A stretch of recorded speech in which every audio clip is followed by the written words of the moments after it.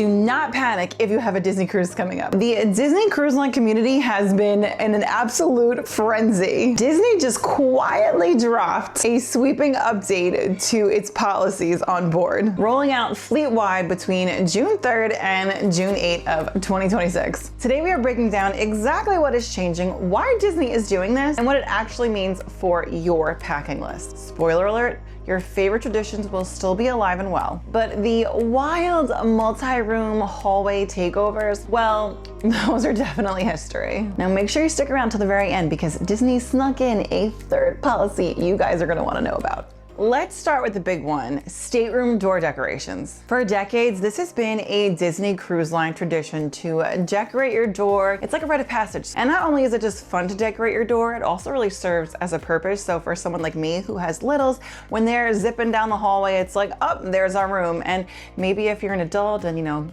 throwing back a few adult beverages, it might also help you to find your room. However, it's gotten a little out of hand over the past few years. We saw some pretty crazy doors. I mean, these things were taking up like an entire hallway area. You'd have like two doors next to each other and they'd have their decorations like spanning across the both of them, taking up space on the hallway walls because those are also magnetic too. And you've had things that were like sticking out of the walls. Like it's gotten pretty crazy. So because of all this, Disney has had to get very specific on their website saying decorations are strictly for your stateroom door. They are no longer allowed on corridor walls or ceilings. So now this is all being rolled out over the next few days. So it's June 3rd through June 8th. So depending on which ship you are on, that is, will depend on when these rules go into effect. For the Disney Fantasy, it is June 3rd. For the Disney Magic and Disney Adventure, it is June 4th. For the Disney Wish, it is June 5th. For the Disney Treasure and the Disney Destiny, it is June 6th. And the Disney Dream and Disney Wonder are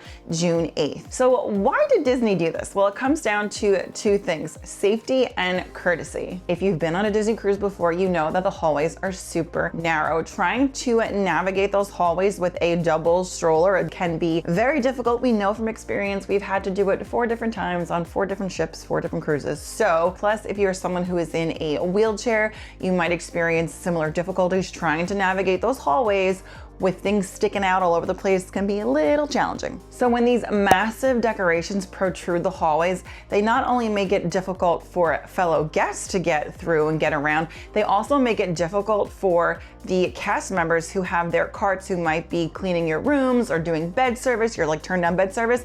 It may make it difficult for them to get through the hallways as well. So now not only do some of these decorations make it difficult to walk down the hallways, but also they could be damaging the ship itself. So some people are using adhesives. You can't tape things to the door. You can't get like sticky tack or anything like that. So Disney is really going to be enforcing this policy. So if you break the rules and use tape and you damage some of the property on the Disney cruise ship, Disney is going to fine you $100 for everything that you damage. So if you tape something from one side of your door to the other and that tape comes off and there's damage on this side and there's damage on that side, from what I understand, you would be fined $100 for this side and $100 for that side. That's how I interpreted it. If you guys have a different interpretation, please let me know in the comments down below, but that was my take on it. Additionally, fish extenders are still allowed. So just remember, you cannot block the hallway, no tape, no sticky gel adhesives, and absolutely nothing on the walls or ceilings. Stick to your door only. The second change that is causing a massive stir in the Disney cruise community is the new restriction on camera gear, specifically for selfie sticks, tripods, and extension poles. When we went on the Magic and then the Destiny, I have a tripod, but it can extend to 5 feet, and that was no issue. So now Disney's updated policy for Disney cruises is that you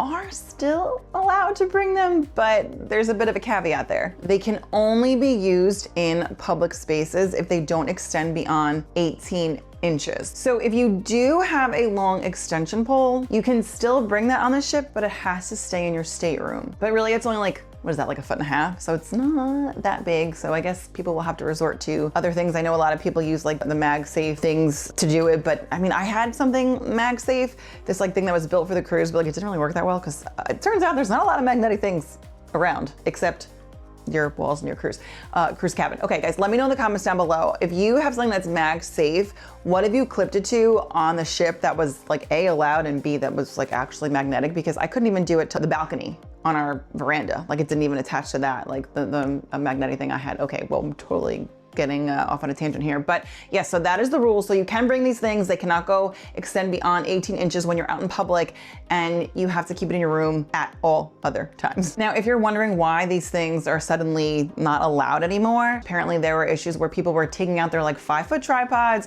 and putting their phones or cameras up like while the fireworks are going off, and then people couldn't see they had obstructed views, which that's totally fair. And I think that's you know, a valid point by Disney. Like, listen, if you're a content creator, if you're a vlogger, whatever, like, you know, vlog away, but as someone who does content creation, I really try to stay out of people's way. Like, to me, it's like everybody's on vacation. I'm not trying to ruin anyone else's time. Like, I wouldn't want my time to be ruined, because while I do vlog, I also have times where like I'm not vlogging, and even when I am vlogging, like I don't want people pulling something out like in my way. So I think it's all about being respectful towards others. So, you know, I try to be respectful. So, but it does make sense why Disney would do something like that.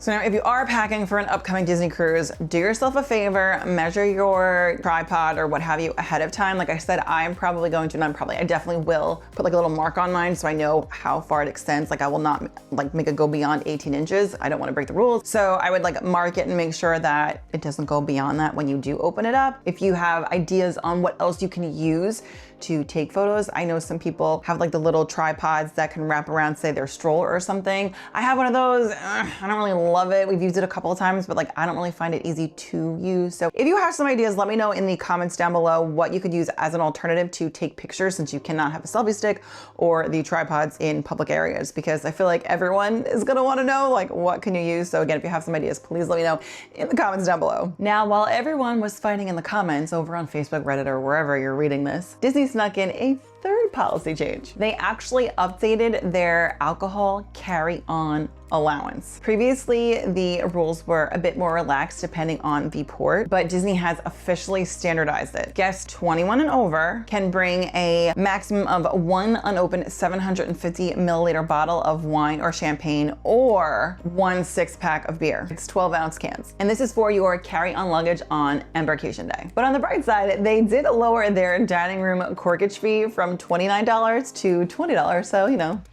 there's a bright side to everything. So at the end of the day, none of these changes are going to ruin your Disney vacation, despite what is being said on social media. Disney Cruise Line is just setting some boundaries so that, you know, everything is safe for everybody. Now, if you're wondering what else is not allowed on a Disney cruise, check out this video here and I will fill you in with all the details. And with that, I'll see you guys real soon. Bye. And if you made it all the way here to the very end and didn't drop off, leave me a little ship in the comments down below. Bye, guys.